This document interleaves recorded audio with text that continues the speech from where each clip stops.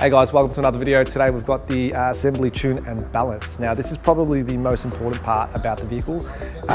Essentially it's this final stage that's going to give you the best experience on the vehicle, making sure that it's safe, responsive, handles well and performs well. So before we get up and going, double check your hardware, triple check if you need to, double check your lines, so your throttle lines, your brake lines, any of your electrical accessories, make sure they're all secured to the frame. And then we can just get things dialed right in. So I've got my setup on my chest here. I've got the GoPro, so hopefully you guys can just see things from my point of view.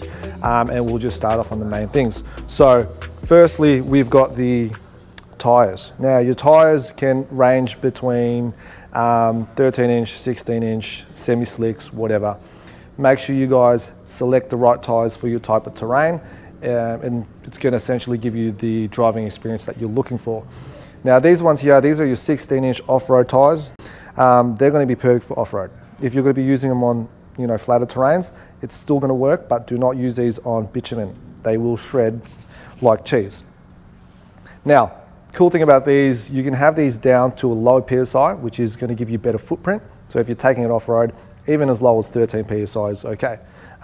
Give you more cushioning, better footprint, better handling. You can also have them up to about 25 PSI. Nice sort of versatile type of tire. Tie rod settings, very important. This is going to control your steering, okay? So this one here is with a rack and pinion. Your rack and pinion setup is essentially going to mimic a car driving experience. You're going to have multiple rotations on your steering wheel, whereas traditionally we offer the cheaper version of this, which is a direct linkage. Your direct linkage is traditionally what they use on go-karts. So that one's going to feel a lot more rigid and more responsive. So you're going to find driving that it's almost like you're fighting the kart, okay? You want to turn left, it's going to go there, and it's going to do it quick. This one here is more like a buggy, going to have more comfort, more drivability, multiple rotations. So if you're teaching kids how to drive, I recommend the rack and pinion. It's one of our latest upgrades to this front frame.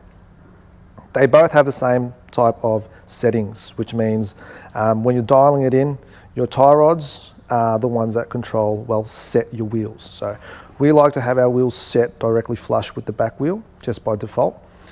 If you want to have it towed in, you can. If you want to have it towed out, feel free.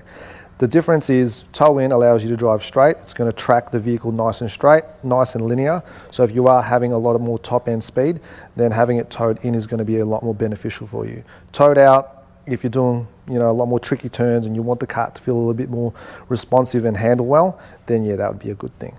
To do that, simple tie rod settings. You got your sleeve and your two nuts that secure the sleeve in position. The rod, simply just rotate that clockwise or anti-clockwise. In return, your wheel will adjust itself left or right. Obviously, adjust your wheels accordingly to your steering wheel to your wheels to your back wheel. Just use your 3 points of reference just to make sure things are dialed in nicely. Cool. Moving on to the next thing, we've got your pedals. Now your pedals, simple adjustments on these. I might bring the GoPro a little bit closer so you can have a look. You'll have your accelerator on one side and your brake on the left. Okay, so adjusting your pedals first. So I like to have these, I guess, on a comfortable angle. So when you're sitting in the cart, you don't want your pedal to be too far and you don't want your pedal to be resting too close. So have your pedals set in an angled position that's not too aggressive, and that's just going to allow you to have more leverage on the pedal. There is going to be a bolt right here which you can adjust, and that bolt is going to allow you to move that pedal either closer or further away from the driver. So have that all set first, and on the opposite side, which is your brake, this side here will be your brake setup. Simply your brake rod will need to either extend in or out. To do that, it's very similar to your tie rod. You'll have a nut right here, loosen that nut and then simply bring out that rod. In return, you'll be able to position your pedal in the same sort of resting position as your accelerator. So once you have that all nice and comfortable, we can then move on to adjusting your throttle. This is going to be your response time for when you open and blip the throttle. So if you notice, when I move this pedal, there is going to be a silver arm that moves back and forth. Back here with the motor, When you step on the throttle, make sure that engine is also climbing up the moment you start hitting on that throttle. I've gone ahead and already pre-filled this with oil. I might show you what we used. So we have a 1040 or a 1030. Engine start, very simple, straightforward. You got your choke right here and your fuel tap, make sure that's on. Pull start it, let it idle, choke. So to bring the vehicle up off the ground, I'll use a little stand. This will come up, come back to the throttle assembly right here. Now, I like to blip the throttle just to make sure the engine is responding the way I need it to. And then from here, I like to loosen these nuts, these two nuts right here, which fix your throttle down. You want to basically pull that cable backwards to tension and move it forward to loosen. So as the engine is running and while it's idling, just slowly bring that cable backwards until it starts to pick up your engine RPM. So I'm going to hop in the car just so you get an idea of what it looks like from inside. When you are getting in, just make sure your heels are inside the checker plate, which is in the center. There's a little square section in the middle. Make sure your heels are there and your feet are sort of butterflied this way. That's just going to ensure that your feet stays within the cart. Do not rest your feet outside down here. I don't know if you can see it, but just make sure your feet are nice and enclosed and they aren't moving. Now the other setting that I do recommend doing is your rotational steering on the rack and pinion. So making sure that your steering wheel equally rotates. So you want to do a full lock to the left and a full lock to the right. Okay, determine where center is, and then what you will do is actually remove the shaft off the rack and pinion. So you're going to remove the shaft, which is right here. If you follow that, you're going to pull it straight out.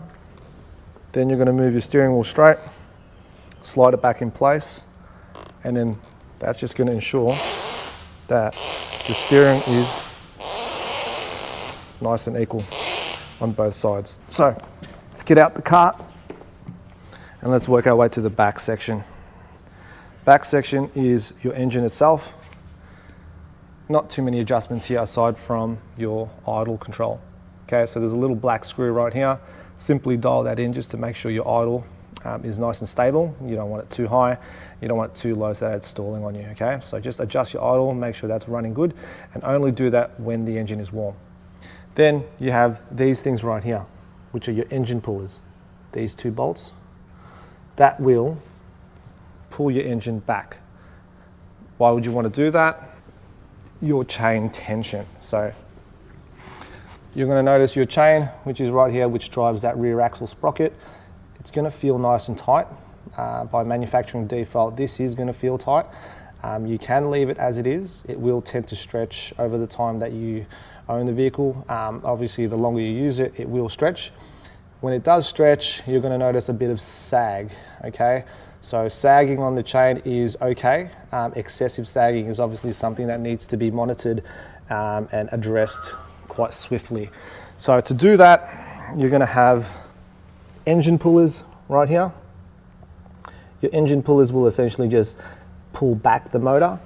So you're going to notice once you start tightening that, it's going to move back the motor and in return tension your chain. Cool. So I think that wraps it up with the final tune and balance. You guys are pretty much ready to go and hit the terrains. Just make sure you ride safe, double check your hardware. Periodically, I like to do a pre and post check on every ride. Just make sure that everything is fastened and has remained where it needs to be. Next video coming up might be a couple of action videos, so tune in. Make sure to follow us on our socials and we'll see you next one. I'm Lawrence, this is Helmetkarts. Peace.